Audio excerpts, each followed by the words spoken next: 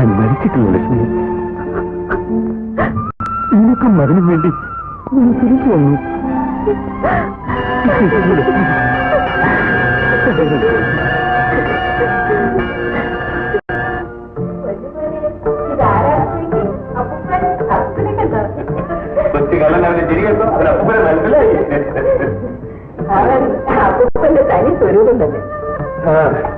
ഒന്നിൻ തൊട്ടിൽ കിടക്കേണ്ടവനാണ് എന്റെ കൊച്ചുമോൻ.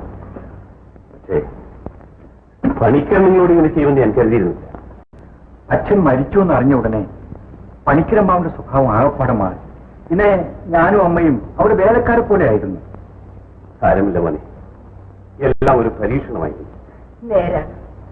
അല്ലെങ്കിൽ ഇത്രയും കാലം അങ്ങേക്ക് ഇങ്ങോട്ട് വരാൻ കഴിയാതെ അവിടെ തടവിൽ കഴിയേണ്ടി വരുമായിരുന്നു.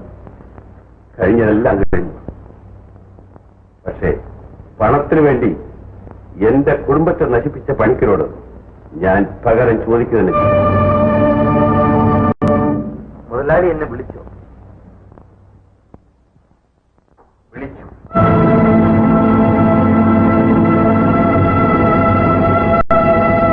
ഈ കമ്പനി ഞാനാണ് വിലയ്ക്ക് വാങ്ങിയെന്ന് നിങ്ങൾക്കറിയാം. കമ്പനി കൈമാറ്റം നടന്നതായി അറിഞ്ഞു. ആരാണ് വാങ്ങിയതെന്ന് ഇപ്പോഴാണ് ബോധ്യമായത്. ഈ അക്കൗണ്ട്സ് നിങ്ങളുടേതാണ്. ഇതിൽ 50,000 രൂപയുടെ കള്ളക്കണക്ക് കാണുന്നു. അത് ചോദിക്കാനാണ് വിളിച്ചത്. അതെല്ലാം കമ്പനിക്ക് വേണ്ടി ചെലവായിട്ടുള്ളതാണ്. അല്ല, നിങ്ങൾ അപഹരിച്ചതാണ്.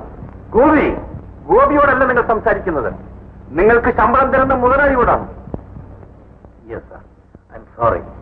നിങ്ങളുടെ ഇടയമകളുടെ ഭർത്താവിന് വീട് വാങ്ങിക്കൊടുക്കാൻ വേണ്ടി കമ്പനിയിൽ നിന്നും 50,000 രൂപ അപഹരിച്ചതായി തെളിവ് കാണുന്നു. നേരാണോ? ഞാൻ അപഹരിച്ചതല്ല, ഒരു അഡ്ജസ്റ്റ്മെന്റ് നടത്തിയതാണ്. അഡ്ജസ്റ്റ്മെന്റ്? അന്യന്റെ പണമെടുത്താണോ സ്വന്തം കുടുംബം നന്നാക്കേണ്ടത്? പണാപഹരണം നിങ്ങളുടെ ഒരു നിശ്ചിതമുള്ളതാണല്ലോ. കമ്പനിക്കാര്യം മാത്രം സംസാരിച്ചാൽ മതി. കമ്പനിക്കാര്യം മാത്രമാണ് സംസാരിക്കുന്നത്. ഒരാഴ്ചയ്ക്ക് നിങ്ങൾ അപഹരിച്ച പണം തിരിച്ചടച്ചില്ലെങ്കിൽ പണം ഈടാക്കാനുള്ള നടപടി നിങ്ങളുടെ മേൽ എടുക്കുകയും തിരിച്ചുവിടുകയും ചെയ്യും. തിരിഞ്ഞു പോകാൻ ഞാൻ തീരുമാനിച്ചു കഴിഞ്ഞു. പണം തന്നതിന് ശേഷം തീരുമാനിക്കേണ്ട കാര്യമാണത്. ശരി, ഉടൻ തന്നെ ഞാൻ പണം അടച്ചേക്കാം.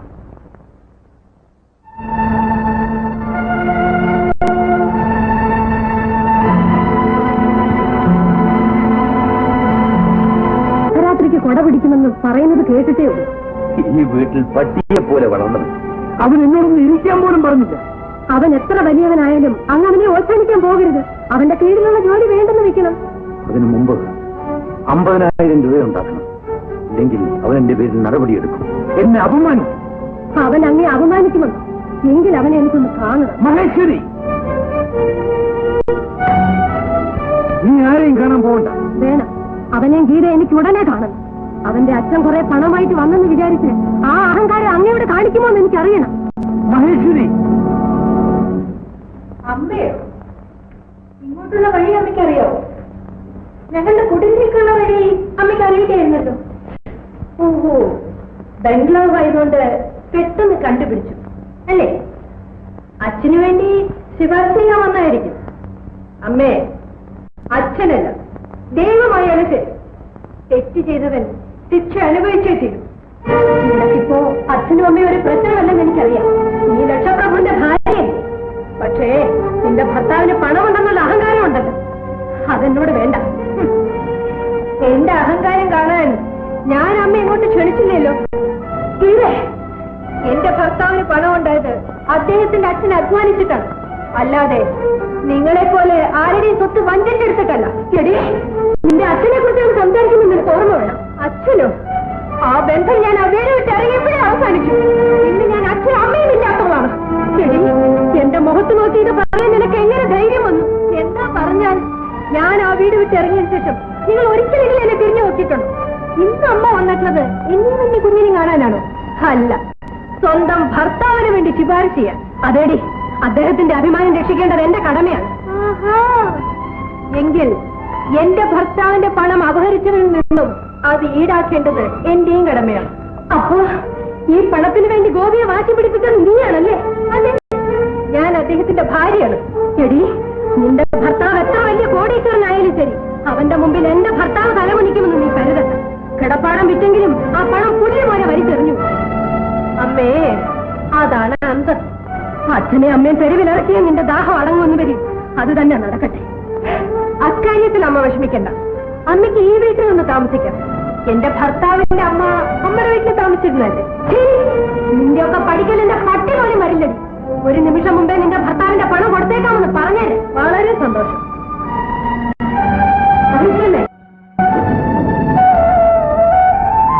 മോനെ, നീ എന്തൊക്കെ അമ്മയോട് സംസാരിച്ചു? അമ്മേ, എന്റെ പെറ്റ അമ്മയോട് ഞാൻ നിർദ്ദയമായിട്ടാണ് സംസാരിച്ചെന്ന് എനിക്കറിയാം. ഓരോ വാക്ക് പറയുമ്പോൾ എന്റെ മനസ്സ് പൊട്ടിക്കരിയായിരുന്നു. അമ്മേ, അമ്മേ, നമുക്ക് മാത്രം മാറ്റം വന്നുകൊണ്ടായില്ലല്ലോ. എല്ലാവരുടെ മനസ്സും മാറുണ്ട് മോനെ.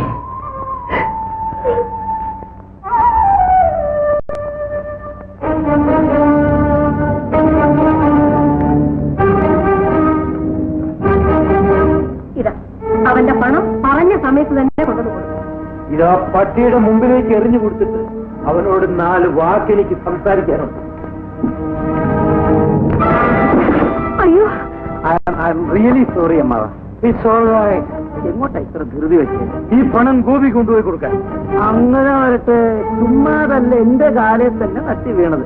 ദുഷ്ടവിനും ആ പണം ഇനിയും കൊടുക്കണ്ട. ബാബു മനസ്സിലായില്ലായിരിക്കും. ആ പെട്ടിങ്ങ എന്തിന്? അതെന്റെ പണമാണ് കൊണ്ടുപോകാൻ പറ്റില്ല. ബാബു, എനിക്ക് അവകാശപ്പെട്ട ഈ ബംഗ്ലാവ് എന്റെ അനുവാദമില്ലാതെ എഴുതി കൊടുക്കാൻ താനാരാ? അച്ഛനുണ്ടാക്കിയ സ്വത്താണ്. അതിന് ഇഷ്ടം പഠിച്ചിട്ടെ. അച്ഛനുണ്ടാക്കിയ സ്വത്താണോ? പിന്നെ ആരെങ്കിലും ക്ഷണിച്ചു? ഒടിയപ്പുറത്ത്. ബാബു, ഇതിനെല്ലാം കാരണക്കാരൻ നീയാണെന്ന് മറക്കില്ല. ഞാനോ? പിന്നല്ലാതെ. ഞാൻ കമ്പനിയിൽ നിന്ന് പണമെടുത്തതും ഈ വീട് വിൽക്കേണ്ടി വന്നതുമെല്ലാം നീ കാരണമാണ്. പക്ഷേ ഞാൻ മരിച്ചാലും ആരുടെയും മുമ്പിൽ തലകുനിക്കുമെന്ന് നീ വിചാരിക്കും. ഈ പണം കൊടുത്തില്ലെങ്കിൽ അവൻ എന്തോ ചെയ്യും? എന്നെ വാറന്റിൽ പിടിച്ചു ജയിലിൽ കേട്ടു. അത്രേ ഉള്ളൂ.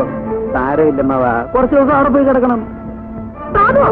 എടാ ദ്രോഹി, നീ തന്നെ ഇത് പറയണം. ഞാൻ ജയിലിൽ പോയി കിടക്കണമല്ലേടാ? അതത്ര വലിയ പ്രയാസമുള്ള കാര്യമൊന്നുമല്ല മാവ. 2 ദിവസം കിടക്കുമ്പോൾ പരിചയപ്പെട്ടോളും. ഏതായാലും ഈ പണം ഇവിടുന്ന് കൊണ്ടുപോകാൻ സാധ്യമല്ല. അത് ഞാൻ തീരുമാനിച്ചോളാം. അനങ്ങിപ്പോലും ശബ്ദിച്ചു പോരുത്. എല്ലാത്തിനും ഞാൻ കൊന്നുകളയും. മാവ, ആ പെട്ടിങ്ങന്നെ നീ എന്നെ കൊന്നാലും ശരി ഞാനത് കൊണ്ടുപോകും. കൊണ്ടുപോകുന്നത് നിങ്ങളുടെ ശവമായിരിക്കും.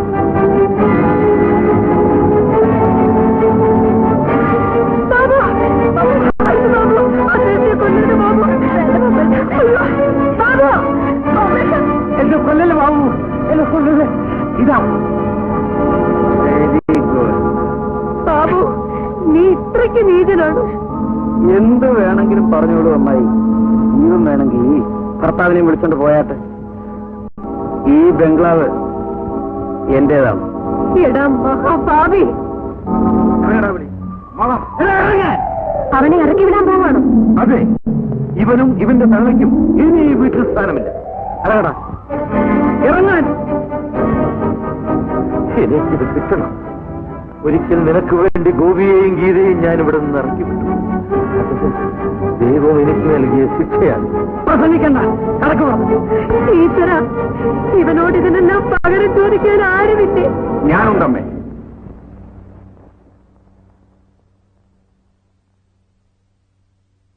ഓ, നീയോ? തക്ക സമയത്ത് തന്നെ വന്നു. ഇവരെയൊക്കെ ജീവനോടെ വേണമെങ്കിൽ കൂട്ടിക്കൊണ്ട് പോയിക്കൊള്ളണം. ഇവരെ ഇറക്കിവിടാനാണോ നീ തോക്കുമായി നിൽക്കുന്നത്? അമ്മാവൻ തിരഞ്ഞെടുത്ത മരുമകനല്ലേ, അപ്പൊ നീ ഇത് തന്നെ ചെയ്യണം. ഗോപി, വിഷമിക്കണ്ട. ഞാൻ വന്ന എന്റെ പണം വാങ്ങാനാണ്. നിനക്കുള്ള പണമാണ് ഇവന്റെ കയ്യിലിരിക്കുന്നത്. ഓഹോ, ബാബു, ആ പണം എന്നെ തരൂ. ഈ പണം കൊണ്ടുപോകാനാ നീ വന്നതെങ്കിൽ നീ മടങ്ങിപ്പോവില്ല. ഒരടി മുന്നോട്ട് വെച്ചാൽ നിന്നെ ഞാൻ കൊന്നുകളയും. അതിനുള്ള ചങ്കുറ്റം നിനക്കുണ്ടെങ്കിൽ നിന്നെ ഞാൻ ആണെന്ന് വിളിക്കാം. ചുണയുണ്ടെങ്കിൽ നിറയെ ഒഴിക്കൂ. ഇങ്ങോട്ട് വരരുതെന്നാ പറഞ്ഞത്.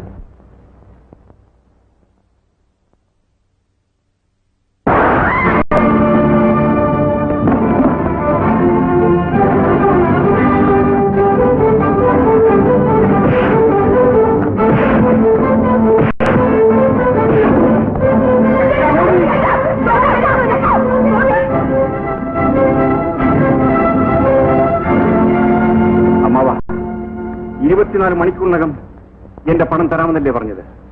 ഇപ്പൊ മണിക്കൂറുകൾ എത്രയായി എന്നറിയാമോ? അല്പം താമസിച്ചുപോയി. പൗരുഷം പറച്ചിൽ മാത്രം പോരാ, പ്രവൃത്തിയിൽ കൂടി കാണിക്കണം. വാശിയുള്ള ആളല്ലേ? ഗോപി, ശവത്തെ കുത്തരുത്. എല്ലാം തകർന്നു നിൽക്കുകയാണ് അദ്ദേഹം. ആ മനുഷ്യനെ നിങ്ങളെല്ലാരും കൂടി ഇങ്ങനെ ശിക്ഷിക്കണം. അമ്മേ, എന്റെ ഭർത്താവിന് വേണ്ടി അതേ ചോദ്യം ഞാൻ തിരിച്ചു ചോദിക്കുകയാണ്. പാവപ്പെട്ട ഗോപിയേട്ടന്റെയും അമ്മയുടെയും എല്ലാ സ്വത്തും അപകരിച്ച് അവരെ വഴിയാധാരമാക്കി. ഇത്ര നിർദ്ദയമായിട്ട് നിങ്ങൾ അവരെ ശിക്ഷിക്കണമായിരുന്നു. മോളെ, ഞാനൊരു ഭാര്യയായിപ്പോയി. എന്റെ ഭർത്താവിന്റെ തിന്മകളെ ചോദ്യം ചെയ്യാൻ എനിക്ക് അവകാശമില്ല. അമ്മേ, സത്യം എന്നേക്കുമായി മൂടി വയ്ക്കാൻ സാധിക്കില്ല. പണിക്കര് സാറേ, ഇന്ന് 10 മണിക്ക് ഈ വീട് ഒഴിഞ്ഞു തരാമെന്നല്ലേ നിങ്ങൾ സമ്മതിച്ചിരുന്നത്? ഞങ്ങൾ ഇറങ്ങുകയാണ് വക്കീൽ സാറേ. വാ മഹേഷ്. നിൽക്കണം അമ്മാവ. വക്കീൽ സാറേ, ആ പ്രമാണം അമ്മാവന്റെ കയ്യിൽ കൊടുക്കും. ഞാൻ വിറ്റ വീടിന്റെ ആധാരം എനിക്കെന്തിനാ? പണിക്കര് സാറേ, ഈ വീട് പണിക്കര് സാറിന്റെയും മഹേശ്വരമ്മയുടെയും പേരിൽ മിസ്റ്റർ ഗോപി തന്നെയാണ് വാങ്ങിയിരിക്കുന്നത്. ഇതാ അതിന്റെ ആധാരം.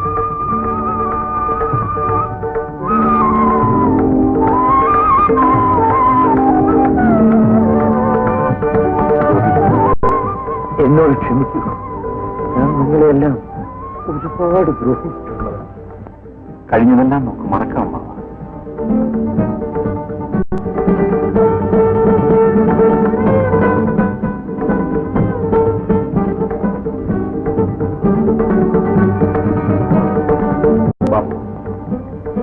ഇതാ നീ ആഗ്രഹിച്ചു.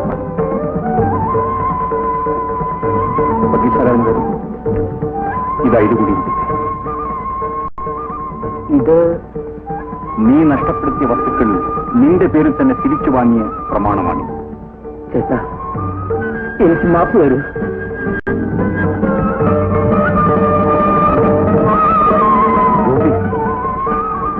നീ ഇത്രയും വലിയ മനുഷ്യനാണെന്ന് അറിഞ്ഞിരുന്നില്ല. ഞാനല്ലമ്മാവ വലിയവൻ, അതാ വരുന്നു അവരാണ്.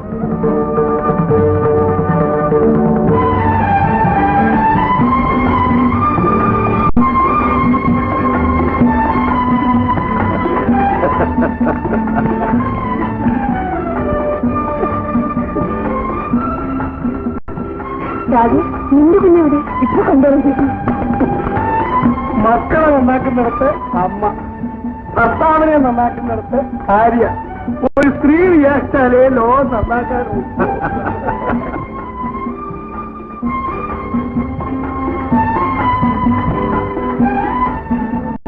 എന്റെ പൊന്നെ, ഈ വീട്ടിൽ ഞാൻ കുറെ തുണി തയ്ക്കാറുണ്ട് കേട്ടോ.